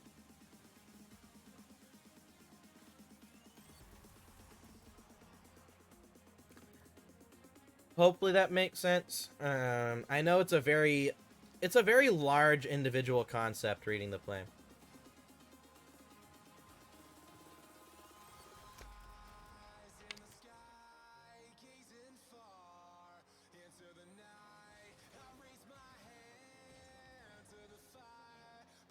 Because like we said, like Cosmic said, there are some pros that react, and I've even said, I mean, that's what Ahmad is doing. At the end of the day, Ahmad is still pro while reacting to the play, but what we're really noticing is that the players that do react, the pros that do react, are also normally one of the main reasons why the ball ends up in the back of the net half the time. So it's something that you do have to remember, that like you can react to the play and be pro. But you have to literally be you have to have some of the best recoveries in the game, you have some of the best mechanics in the game to make up for the fact that you're reacting to the play. I mean, even like, what's a game that most people say you need a reaction time for? They talk about CS:GO or Valorant. Like, those types of people say you need a reaction time for those types of games. And the big truth, if you ask any Valorant coach or pro player, you don't need the fastest reaction times to be pro in those games. What it more is, it's crosshair positioning. It's more anticipation. It's not reacting, it's anticipation. For example, I don't know if I can draw this really well. Imagine you're sitting behind a wall. Like, you're behind this wall, right? If on your minimap you saw, let's say, and you normally have a minimap at the top left, so let's say behind this wall you saw an opponent here, right? You're not going to peek this guy and react to where he is. You are anticipating where he's going to be. And the pros in Valorant and CSGO are anticipating that that opponent is going to be behind the wall, and they're preemptively aiming where their head's going to be, so when they peek, they're able to just shoot. It's more preemptive. It's not really reacting to someone being there. It's preemptively knowing where it's going to go. And that's and people say CSGO, Valorant, some of the biggest games in regards to, people would say you have to have a good reaction time. But a lot of it is more anticipation rather than actively reacting to the play. And Rocket League is the same way, but in Rocket League, since it's a pure physics game, all the information is in front of you at all times. You don't have to anticipate. You can actually preemptively know exactly what's going to happen. I guess you could say that's also that is also anticipating, but there's no margin of error if you're good enough at reading the game. There's just, the only margin of error is your own skills at that moment in time. But hopefully that analogy with CSGO and Valorant makes a little bit more sense, because even in games where you expect there to be reactionary pros, it's still not reactionary. But it's honestly really cool watching G2 versus Falcons, because like we talked about, they're both very structured rotationally teams. Like both teams rotate really, really well. Both teams, excuse me, rotate really, really well. But the main difference is G2, they have an okay level of basic mechanics, but most of their goals are created from teams level stuff, right? Whereas for example, Falcons, they also have really solid rotations. They have an okay amount of team opportunities, but very safe team opportunities. But most of their goals are created out of individual stuff. So it's cool to see the similarities in structure, but the differences in play style. And also the differences in weaknesses as well.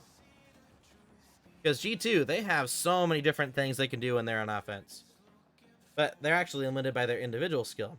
Whereas Falcons, individually, so many different things they can do individually, but they're limited by their playstyle in terms of like what passes they can do and everything like that.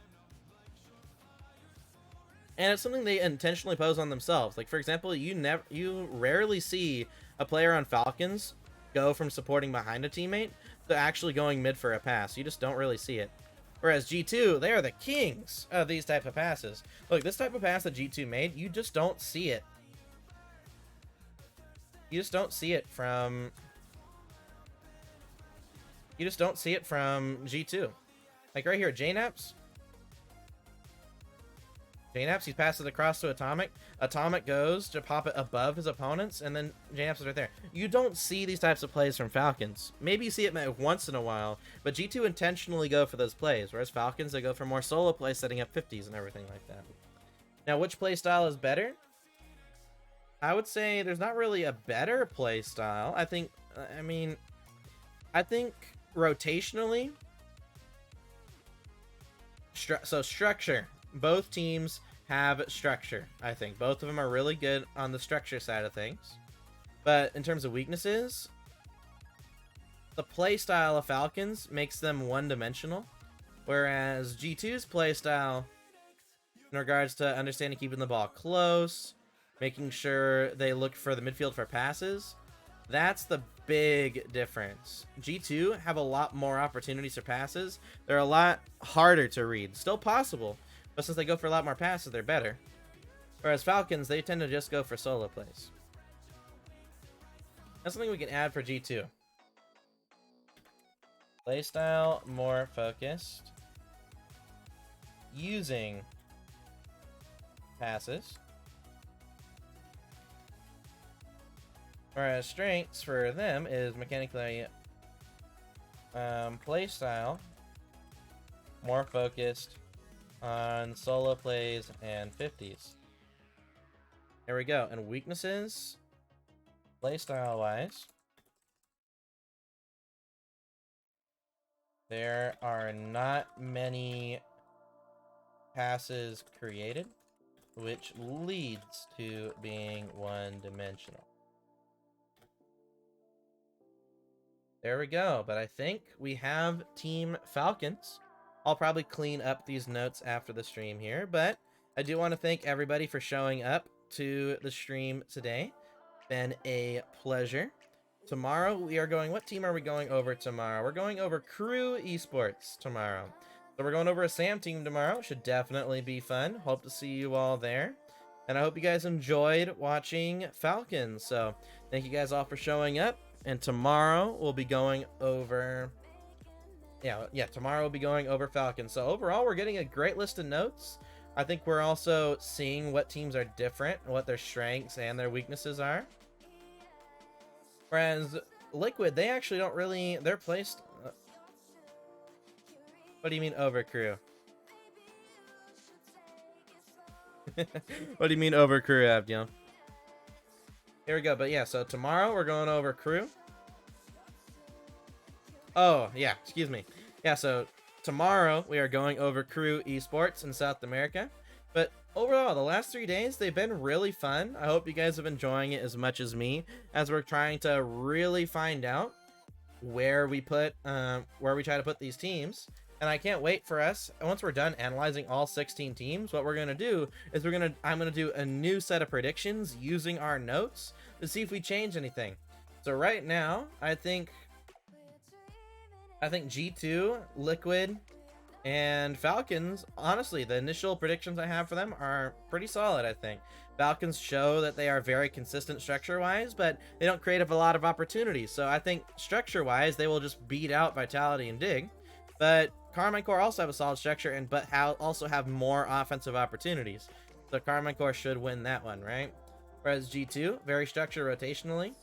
But they're going to have a hard time with FaZe, because FaZe have been improving their stuff. The only reason why I have G2 beating FaZe here is because G2 on LAN, in North American LANs, play better, for the first part. And 2, FaZe have never beaten G2 on LAN. Maybe it's time, but it's never happened.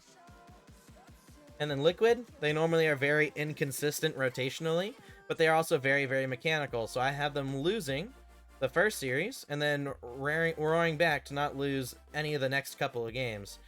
And then going into the playoffs, of course, have them beating Crew, and then barely losing to Gen G, right?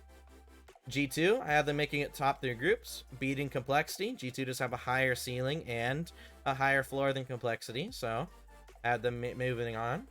Then I have Complexity being Falcons, because both of them have very similar floors, but like we talked about with Carmine Core, Complexity can create more opportunities, but still, very, very solid stuff. I hope you guys all enjoyed, and I hope to see you guys in the stream tomorrow for Crew Esports. See you guys next time.